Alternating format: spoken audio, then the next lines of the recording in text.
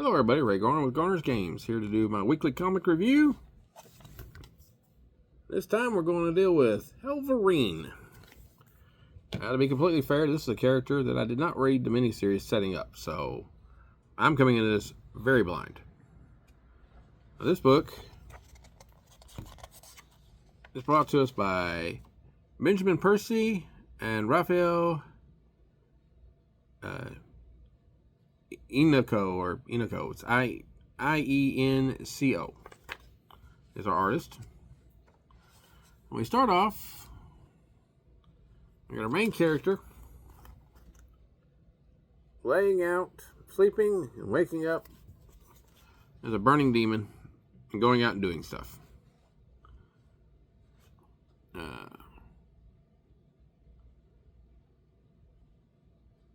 It refers to a character named Romulus that killed his mother when she was pregnant with him, and he was raised by another family, bullied all the time, and they called him Dakin.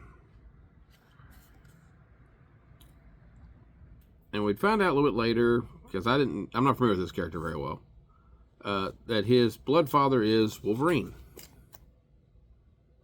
And considering Wolverine's track record, there's probably 1,000 Wolverine kids out there. To be completely fair. Now, we go through a kind of a montage of him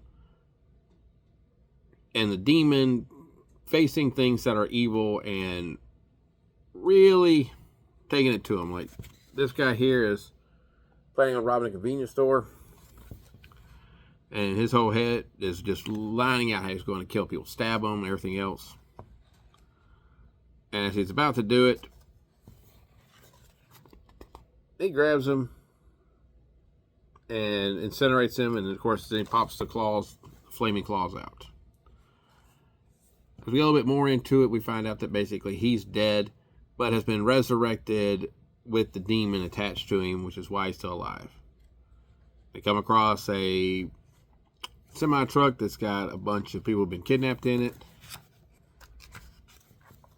And he stops it, kills the guy. A little bit later, he even has a vision when he's camping out. This woman looks like she drowned to death.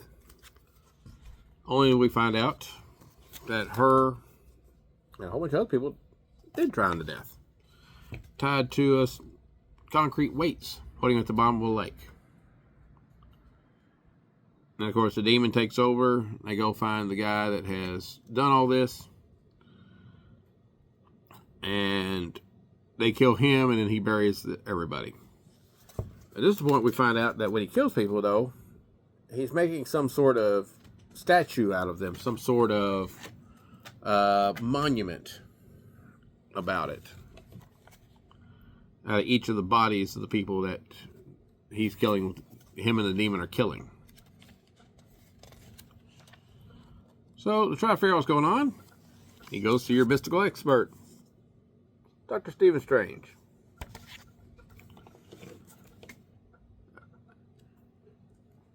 Stephen's trying to figure some stuff out, and he's trying to get him to help him, go to where he has actually done these things so that he can examine them. Of course, he's telling him, he's like, I barely even know what my name is. By the way, this is Onyx, for those who don't know. Apparently wants to be in the video tonight. Move along here, buddy.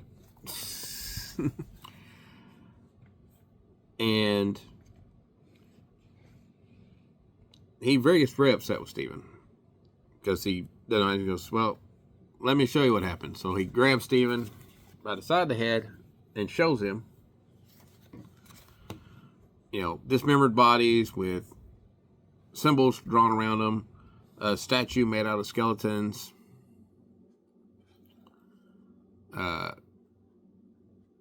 Not Strange is not real happy about this. And tells him that Mephisto has a plan for both him and the demon. Which, Bagara Ghul, I think is the name, if I'm pronouncing it correctly. And Strange doesn't know what it is, but it's all leading to something But the first step to figuring out and stopping it is up north, where it all began. And to be continued in the next issue, North of Hell. Oh no, a little better than I expected, but I'm not usually a big fan of the what if we took two heroes and blended them together and made a new hero. I'd have to wait and see. The stuff of this is a little bit interesting because it doesn't really tell you out front what's going on. So there's a little bit of mystery.